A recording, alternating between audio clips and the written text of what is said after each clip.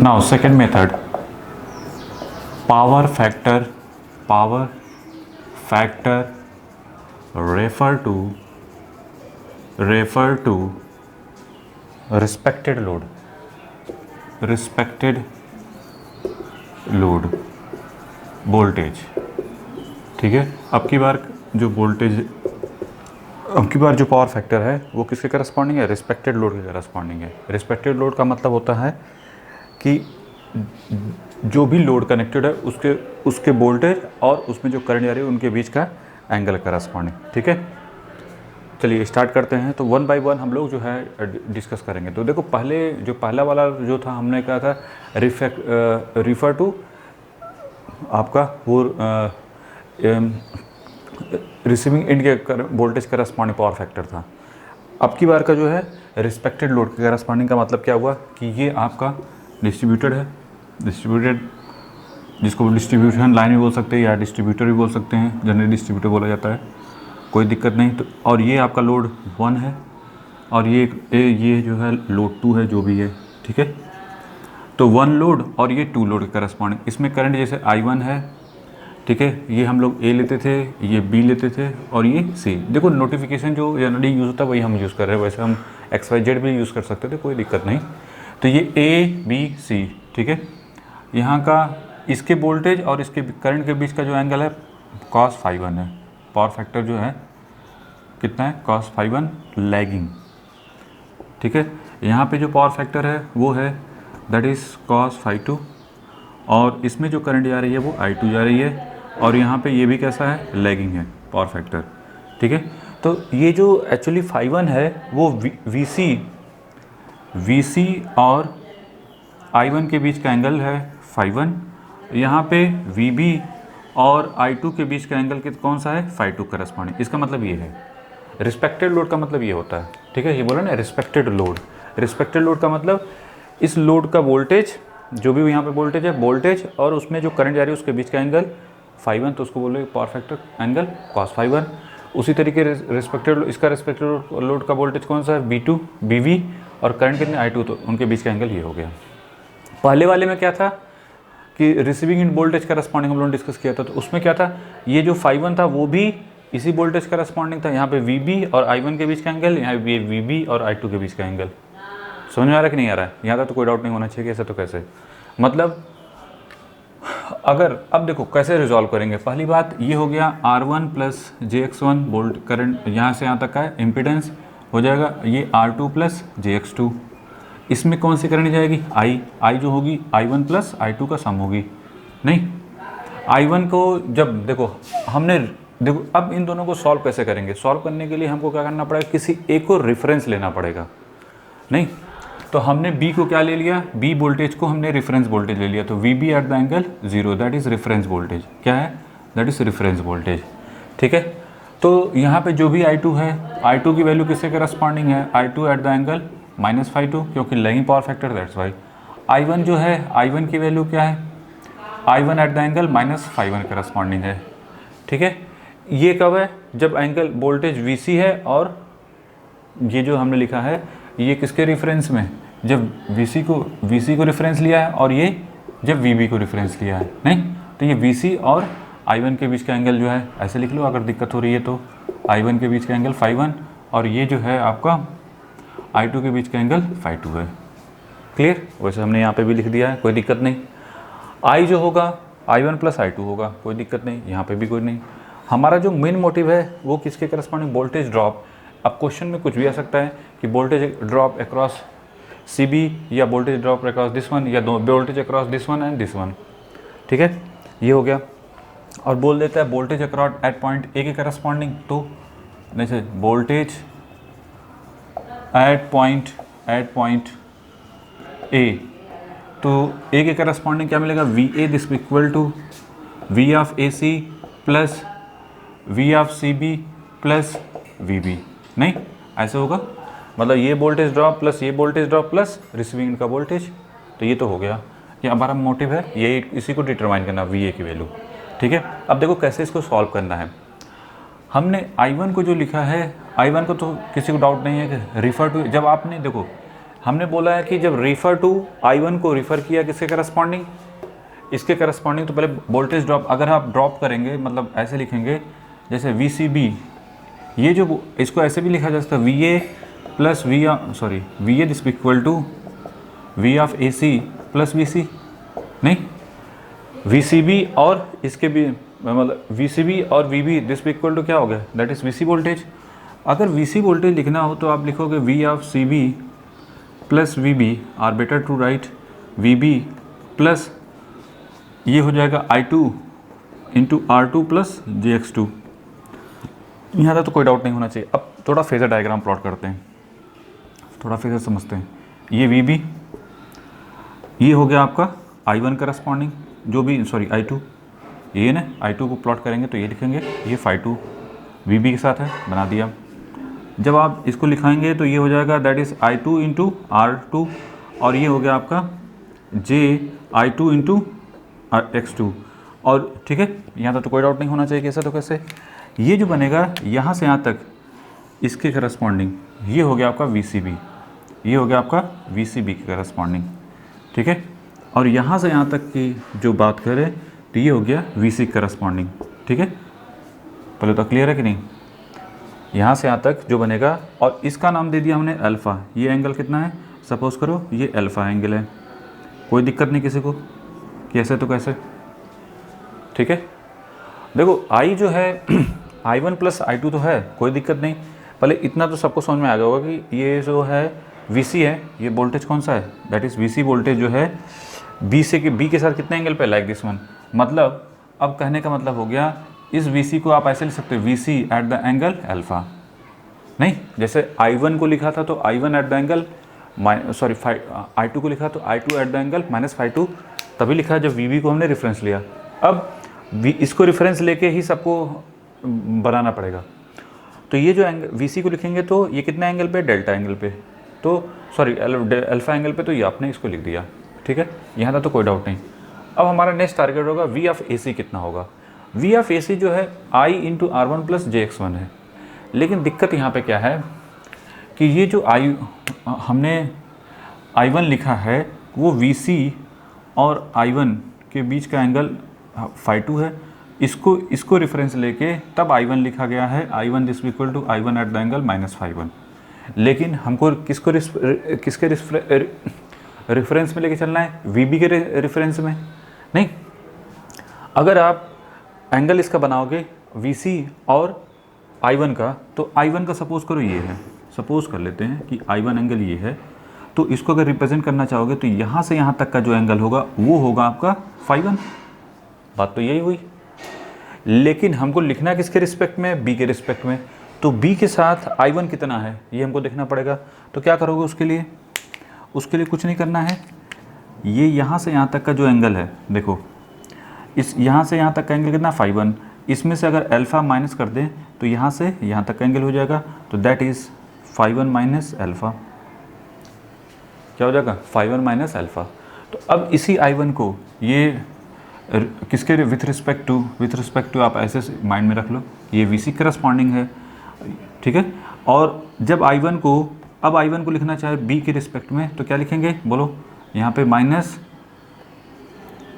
phi1 minus alpha, नहीं ये हो गया कि नहीं हो गया। अब यहाँ पे क्या विथ रिस्पेक्ट टू VB है, VB के रिस्पेक्ट में। अब दोनों करंट I1 और I2 दोनों किसके रेफरेंस में हो गई, B वोल्टेज के रेफरेंस। मेन चीज़ यही समझना है, अदरवाइज इसमें कुछ है नहीं, ठीक है। अब बताइए, चूँकि I जब लिखेंगे तो वो क्या होगा, I1 प्लस I2। अब यहाँ पे जो I1 होगा, पॉइंट टू बी नोटेड यही है, ये हो जाएगा न कि ये वाला, ठीक है। तो I की वैल्यू जो हो गई I1 at the angle phi1 minus alpha plus I2, sorry ऐसे एरो नहीं बनाएंगे इनके सब, -phi2। बस यही समझना है, अदरवाइज उसमें कुछ नहीं है। अब जो रिजल्टेंट आएगा, मान लीजिए ये जो रिजल्टेंट आया वो I eight the angle -phi आ गया, ठीक है, -phi आ गया। तो रिजल्टेंट तो अगर इन दो I1 I2 का रिजल्टेंट बनाएंगे तो ये हो जाएगा। अब तब इसीलिए देखो I तभी लिख सकते हैं जब दोनों एक ही रेफरेंस में हो, नहीं तो अदरवाइज़ वो गलत हो जाएगा क्वेश्चन, ठीक है। ये भी इसके रेफरेंस में है, I2 भी और I1 भी, तब हम दोनों को ऐड कर सकते हैं, नहीं तो ऐड भी नहीं कर सकते। दोनों का रेफरेंस अलग अलग है, पहले का रेफरेंस इसके करस्पॉन्डिंग, दूसरे का रेफरेंस इसके करस्पॉन्डिंग, तब नहीं ऐड कर सकते। तो दोनों को किसी एक के रिस्पेक्ट में लाना पड़ेगा, चाहे VC करस्पॉन्डिंग चाहे BB के करस्पॉन्डिंग। BB करस्पॉन्डिंग लाना बहुत ईजी होता है, दैट्स वाई हमने इसके करस्पॉन्डिंग कर दिया। आप चाहो तो VC करस्पॉन्डिंग भी कर सकते हो, लेकिन अननेसेसरी अपने ऊपर क्यों फोर्स डाल रहे हो, ठीक है। तो चलिए, अब हमारा टारगेट क्या होगा, I को प्लॉट करना। I को प्लॉट कैसे करेंगे, देखो पहले तो इसको ये VB करस्पॉन्डिंग, अब हमको प्लॉट ऐड करना है ना। देखो जो नेट वोल्टेज है हमारा नेट वोल्टेज VC, जो VC लिखेंगे, VC की वैल्यू किसके करस्पॉन्डिंग है, VB प्लस, कहाँ गया जी, ये VC आया है ना, सॉरी VA, हमको VA चाहिए ना। तो VA की वैल्यू जो होगी, VA की वैल्यू होगी VC plus V of AC, ठीक है। तो VC तो है, अब VC में ही ऐड करना है V ऑफ AC को। तो बताओ करंट I यहाँ पे है, तो ये कितने एंगल पे है, जो भी है, ये यहाँ से यहाँ तक हमने क्या मान लिया, यहाँ से यहाँ तक ये फाई। तो अब क्या करो, यहाँ से यहाँ तक फाई एंगल पे इसको ड्रॉ कर दो। तो फाई I इंटू R1, ठीक है, ये हो गया। अब इसके बाद इसको चाहो तो हटा दो, क्योंकि हमको, और ये हो गया आपका JX1 R1, sorry JX1 JI into X1, ठीक है। अब इनको मिला दो यहाँ से यहाँ तक, तो ये हो गया VA, ठीक है। और यहाँ से यहाँ तक जो होगा V ऑफ AC होगा, ठीक है। क्लियर है कि नहीं, एकदम सिंपल सा है, बस यही है, सिंपल, कुछ भी है नहीं। तो देखो VB plus V of VCB plus V of AC this equal to V of AK के बराबर है कि नहीं। फाइनली यही तो हमको करना था। इन क्वेश्चन में कुछ भी नहीं है, बस फ़र्क इतना है, आपको इसको करने के लिए थोड़ा सा पहले I को कन्वर्ट करना, I1 को चेंज करना पड़ेगा। नहीं, कुछ नहीं, सिंपल है। तो पहले इसको बना लो, फिर इस पर हम बेस्ड ऑन प्रॉब्लम करेंगे, जिससे आपको और ज़्यादा समझ में आएगा, ठीक है।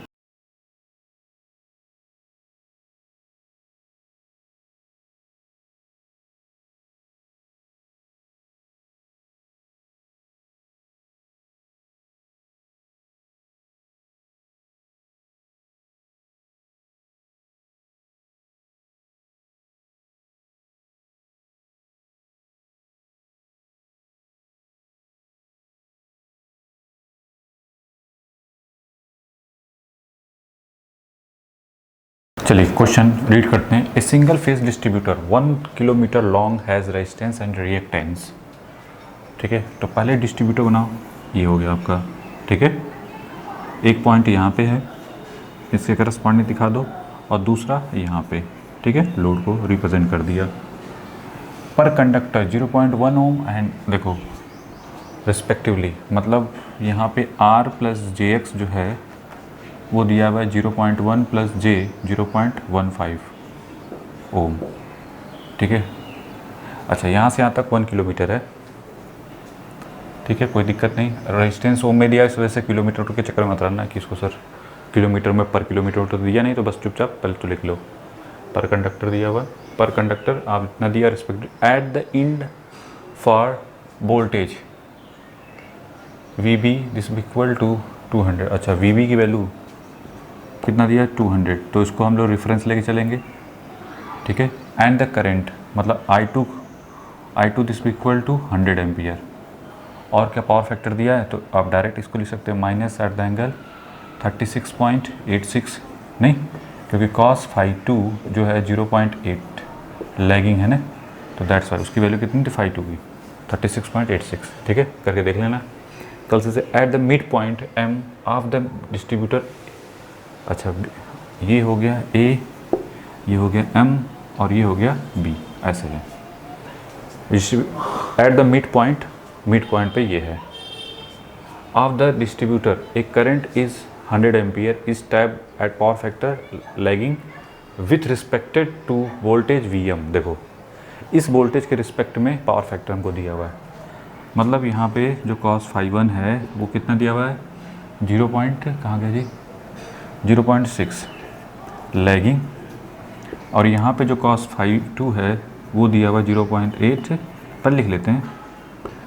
इसमें करंट कितनी है I1, इसमें करंट कितनी है I2, ठीक है। यहाँ पे R2 प्लस JX2, यहाँ पे R1 प्लस JX1 बन गया यहाँ से यहाँ तक। बोले ये काम तो हो गया, ठीक है। तो ये हो गया हमको इसके करस्पॉन्डिंग। अब हमको VC के VM के बारे में पता नहीं, लेकिन I1 के बारे में पता है। I1 की वैल्यू दिया हुआ है विथ रिस्पेक्ट टू, देखो रेफरेंस इसको लिया हमने ने रेफरेंस।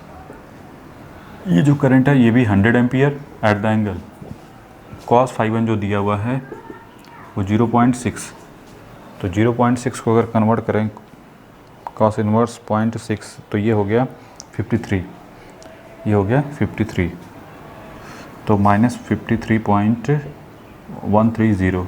ये याद रखना है, ये किसके रिस्पेक्ट में है VM के रिस्पेक्ट में। तो हमको बताया था, फिर से हमको किस में कन्वर्ट करना पड़ेगा सबको पहले तो हम ये वाला वोल्टेज निकालें नहीं, क्योंकि हमारा टारगेट है रेफरेंस टू द VM। देखो रेफरेंस टू द VM के रिस्पेक्ट में ये पावर फैक्टर है, ठीक है। एट द मिड पॉइंट, अच्छा ये मिड पॉइंट पे है पहली बात, ठीक है। 1 किलोमीटर के मिड पॉइंट मतलब हाफ पे। Voltage at the mid point, हमको पहले वोल्टेज डिटरमाइन करना है मिड पॉइंट VM का वोल्टेज नहीं, तो वोल्टेज एट मिड पॉइंट क्या हो जाएगा VM दिस इक्वल टू, आप क्या लिखोगे VB plus I2 into R2 plus JX2। VB की वैल्यू तो कोई दिक्कत नहीं, VB की वैल्यू कितनी है 200 eight the angle 0 degree. I2 की वैल्यू में भी कोई दिक्कत नहीं, 100 एट द एंगल -36.86। और R2 प्लस JX2 क्या लिखेंगे। अब यहाँ पे देखो ये जो वोल्टेज बोला है the single phase distributor 1 kilometre along has resistance and reactance पर कंडक्टर इतना दिया हुआ। इसका मतलब दोनों का ये भी सेम है, ये भी सेम है, ठीक है। लेकिन यहाँ से यहाँ तक की बात करेंगे तो क्या हो जाएगा, दोनों का सम हो जाएगा। 1 किलोमीटर करस्पॉन्डिंग बात करें, अगर AC वोल्टेज की बात करें तो, सॉरी AB वोल्टेज की बात करें तो, AB रेजिस्टेंस AB इम्पीडेंस की बात करेंगे तो, ठीक है। तो ये हो जाएगा कितना 0.1 प्लस J 0.15। तो पहला टारगेट ये 200 एट द एंगल 0 प्लस ये हो जाएगा 100 का अच्छा मल्टीप्लिकेशन कर दो तो 10 plus J 15 eight the angle -36.86। नहीं, इसको भी पहले चेंज कर दो तो ये हो जाएगा, देखो 10 प्लस, सही है ना जी, पहले तो हाँ 10 प्लस 15, एक भी मिस्टेक हुई कहीं कैलकुलेशन में तो पूरा का पूरा गया। इसको पोलर फॉर्म में चेंज करो तो ये आ रहा है 18 पॉइंट, ये जो आ रहा है 18.02 एट द एंगल कितना है 56.30। इसका इसमें मल्टीप्लिकेशन कर देता हूँ तो इंटू 1 एट द एंगल 56.30, ठीक है। इससे मल्टीप्लिकेशन हो गया तो ये जो आएगा अगेन इन पोलर फॉर्म तो ये आएगा 18 पॉइंट समथिंग इन, ये जो ये पूरा आ रहा है ये 200 प्लस 18.02 एट द एंगल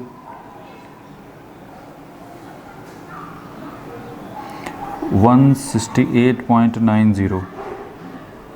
एक सेकंड, कुछ गड़बड़ हो गई क्या, रुक जाओ, इसको पहले ये लगता है प्लस में लिख दिया क्या, एक सेकंड। 10 प्लस नहीं 18.02 एट द एंगल 56.30, ठीक है, इंटू 1 एट द एंगल -36.86, ठीक है। तो ये आएगा, इसको अगर हम फिर से पोलर फॉर्म में कन्वर्ट करें तो ये तो 18.02, ठीक है, eight the angle 19 point something, ये जो आ रहा है 19 पॉइंट समथिंग आ रहा है, ठीक है, 19.44, ठीक है। अब ये जो वैल्यू आएगी ये कितनी आ रही है, इसको ऐड करो प्लस 200 एट द एंगल 0, ठीक है। अब ये जो आ रहा है ये 217.07 एट द एंगल 1.58 डिग्री, ठीक है। तो हमने बताया था ये जो Vm है ये एक्चुअल में क्या हो गया, that is Vm eight the angle alpha. तो अल्फ़ा की वैल्यू कितनी है, अल्फ़ा तो हमको चाहिए था 1.58।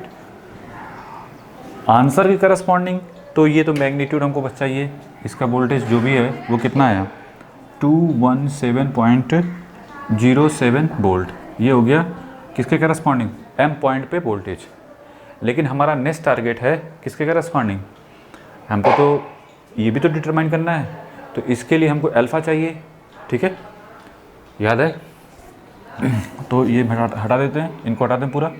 ये हमने जो Vm की value Vm this equal to ये लिख ली हमने 217.07 एट द एंगल 1.58 की करस्पॉन्डिंग हो गया। अब हमारा मोटिव हो गया, इन सबको हटा देते हैं, नहीं इनको हटाएंगे तो हमारा जो नेक्स्ट टारगेट होगा वो हमको डिटरमाइन करना है V of AC, V of AM, क्योंकि हमको ए वोल्टेज, देखो नेक्स्ट टारगेट है कि sending end voltage, sending end voltage का मतलब VA की वैल्यू। तो VA दिस इक्वल टू आप जब लिखेंगे तो वो है क्या वोल्टेज, कौन सा है, VB plus VCB plus V of AM। ये तो हमको मिल गया, ये हो गया VC जो भी हमने निकाला है, प्लस VCB हमको चाहिए। तो VCB की वैल्यू निकालने का मतलब हो गया कि VC plus I1 plus I2 मतलब I into R1 plus JX1, और I का मतलब हो गया कि I1 प्लस I2, और वो भी I1 I2 कौन सा लिखेंगे, जो विथ रिस्पेक्ट टू किसके करस्पॉन्डिंग हो, VB करस्पॉन्डिंग हो। तो ये तो VB के I2 तो VB करस्पॉन्डिंग है, कोई दिक्कत नहीं, इसके रेफरेंस के करस्पॉन्डिंग है, तो वो तो लिख दिए। लेकिन व्हाट अबाउट I1, I1 के लिए हमको क्या चाहिए था, अल्फ़ा, हमने बताया था, याद करो I1 की वैल्यू हमने लिखी थी I1 at the angle minus जो भी है इसको ∅1 बोलोगे, ∅1 माइनस अल्फ़ा, तो बस इसमें वैल्यू पुट कर दो। तो ये तो हो गया 100 eight the angle minus 1.30 minus 1.58, ठीक है, ये ऐसे लिखोगे, इसमें से ये माइनस कर दो, नहीं तो ये मिलेगा, देखो 53 माइनस 130 माइनस 1.58, ये कितना आया, तो ये जो आया I की वैल्यू 100 एट द एंगल 51.55, और वो ये भी माइनस में, ठीक है। तो ये हो गया हमको I1 मिल गया। ये किसके रेफरेंस में मिला, with respect to corresponding VB corresponding मिल गया। जब VB को रेफरेंस लिया है तो उसके करस्पॉन्डिंग वोल्टेज हमको मिल गया।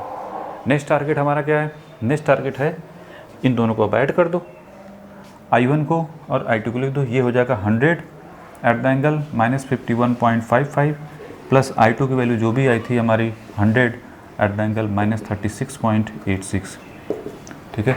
तो पहले तो I1 को लिख लो, यहाँ पे I1 को लिख लो, कितना है 100 एट द एंगल माइनस 51.55, ये कब है, जब B को रेफरेंस लिया है तो, ठीक है।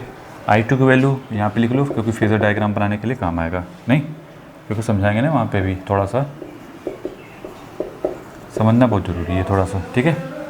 नाउ नेक्स्ट टारगेट, अब इन दोनों को ऐड कर दें I1 और I2 को, तो ये है 100 eight the angle minus 51.55 plus 100 eight the angle minus 36.86, ठीक है। अब इनको कन्वर्ट, इनको एक सेकेंड,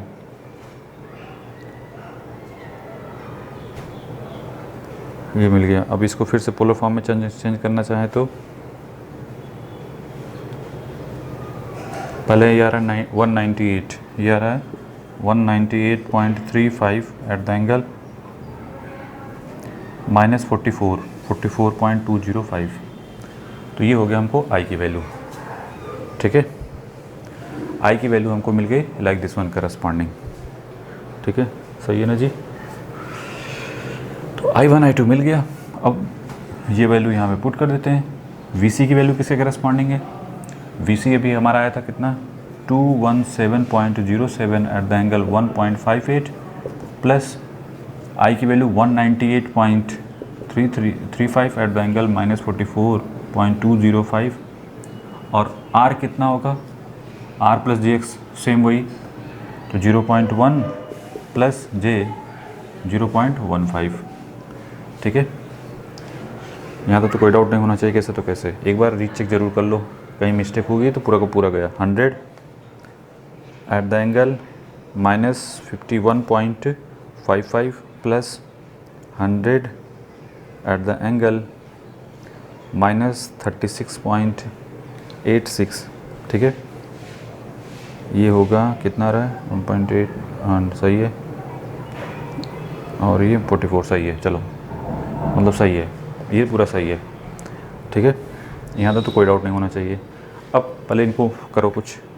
0.1 तो पहला काम तो कर सकते थे, 100 से मल्टीप्लिकेशन कर देते तो ये फिर से 10 हो जाता और ये 15 हो जाता, नहीं, और यहाँ पे ये पॉइंट घिसक के यहाँ पे आ जाता। ठीक है, तो पहले इन्हें कर लेते हैं। तो देखो 10 प्लस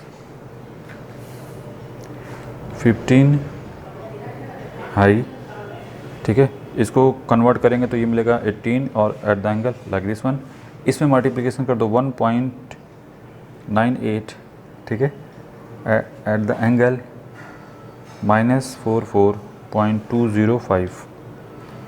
ठीक है, इन दोनों का मल्टीप्लिकेशन करने पे कितना आ रहा है, ये आ रहा है लाइक दिस वन और दिस वन। ठीक है, फिर उसमें ऐड कर दो 217.07, ठीक है, एट द एंगल 1.58। ठीक है, तो ये हो जाएगा शिफ्ट दबा के, शिफ्ट एट द एंगल, ये पूरा टोटल आ रहा है that is 252.24 eight the angle 3.061। ठीक है, यहाँ तक तो कोई डाउट नहीं होना चाहिए कि ऐसे तो कैसे पूरा सॉल्व करके। ठीक है, तो सेंडिंग इन वोल्टेज फाइनली जो हमको मिला है वो पहले बना लो इसको, हम लोग थोड़ा आंसर क्लोज़र है कि नहीं वो भी देख लेते हैं। सही है, सही है, 252 सही है, 252 पॉइंट सही है, ये 3 पॉइंट समथिंग, तो ये हो गया फाइनल आंसर। ये कौन सा हो गया, दैट इज़ VA, ये हो गया आपका VA। तो VA की वैल्यू जो आ गई मैग्नीट्यूड वाइज 252.24 और एंगल 3.061। ठीक है, तो इस सेंडिंग इन वोल्टेज ये हो गया, और फेज एंगल कितना हो गया, like this one corresponding phase angle VA और VB। अच्छा, VA और VB करस्पॉन्डिंग, तो ये तो हमने जो वोल्टेज जो ये निकाला है एंगल, वो किससे करस्पॉन्डिंग है, B के रिस्पेक्ट में है ना, तो दैट्स वाई। क्लियर है, तो पहला टारगेट है कि इसको बनाओ, पहले इसको बनाओ तो फिर फेज़र डायग्राम प्लॉट करते हैं। ठीक है, इसको जल्दी से इसको बनाओ जल्दी से। ठीक है, आप लोगों ने कर भी लिया। ठीक है, और दूसरी चीज़ है कि सब लिखते जाओ पहले। ये VB हमको कितना था, VB एक साइड में लिख लो क्योंकि फेज़र डायग्राम में समझाने के लिए काम आएगा। 0 I2 हो गया है 100 एट द एंगल -36.86। I1 की वैल्यू कितनी थी विथ रिस्पेक्ट टू, ये तो हो गया VM के रिस्पेक्ट में, और VB के रिस्पेक्ट में सब लिखो पहले तो 51.55, और I की वैल्यू किससे करस्पॉन्डिंग है, ये 198 कितना है था 35 एट द एंगल -44.205। ठीक है, चलो शुरू करते हैं। और VC हमने लिखा है कहीं कि नहीं, VC को भी लिख लो। VC दिस इक्वल टू, ये हटाते हैं, इनको भी हटाते हैं, इनको भी हटाते हैं, इनको भी हटाते हैं, इनको भी हटाते हैं। ठीक है, इनको भी हटाते हैं। ठीक है, इनको भी हटाते हैं, और VA हमने लिखा हुआ है पहले से तो इनकी ज़रूरत है नहीं। ठीक है,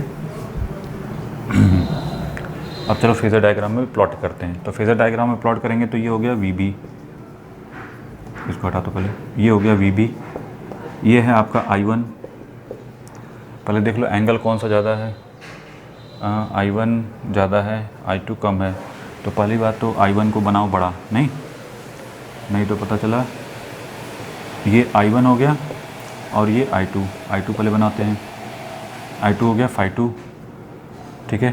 तो ये हो गया I2 इंटू R2 और ये हो गया JI2 into X2 and this one, ये जो बनेगा आपका,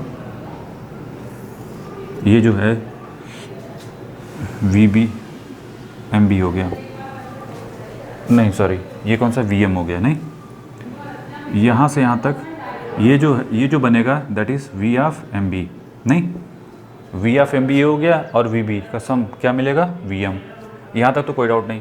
ये हो गया I1 और इन दोनों का रिजल्टेंट, इन दोनों का जो रिजल्टेंट है वो किसके करस्पॉन्डिंग है, देखो I1 और ये कितना है I1 जो भी है आपका एंगल, देखो ये हो गया था एंगल अल्फ़ा की वैल्यू किसके करस्पॉन्डिंग थी 1.58, ठीक है। ये जो एंगल दिया हुआ, देखो यहाँ से यहाँ तक का जो एंगल दिया हुआ था वो था phi1, ठीक है। इसके साथ का जो एंगल है वो कितना है phi1 माइनस अल्फ़ा, जो कि हमको कितना आया है, कहाँ गया, वो है -50, लिखने की ज़रूरत नहीं है, समझ गए ना। और इन दोनों का जो रिजल्टेंट है वो है I1 और I2 का रिजल्टेंट क्या है I, ठीक है, विथ रिस्पेक्ट टू VB। तो अब जब आप बनाओगे तो इसको ऐसे करोगे, इसके साथ एंगल हो गया I, ठीक है, I इंटू R1 और ये हो गया आपका I into X1 J into X1। तो ये जो बनेगा that is V of AM, ठीक है, लाइक दिस वन करस्पॉन्डिंग, नहीं ये हो गया, इसको देखो ये हो गया लाइक दिस वन करस्पॉन्डिंग, ठीक है। ये जो एंगल है that is V of AM के करस्पॉन्डिंग, V ऑफ AM, ठीक है। और ये जो होता है that is V of A, ठीक है। तो V ऑफ A जो है VB VBM और plus V of AM VBM MB V of MB, ठीक है, MB। तो देखो दिस वन सबका सम हो गया कि नहीं हो गया, बना दो सबको। हाँ, VA और VB के बीच का एंगल जो आया है दैट इज़ 3.06। तो ये जो एंगल है इसको आप नाम दे सकते हो A एंगल या डेल्टा।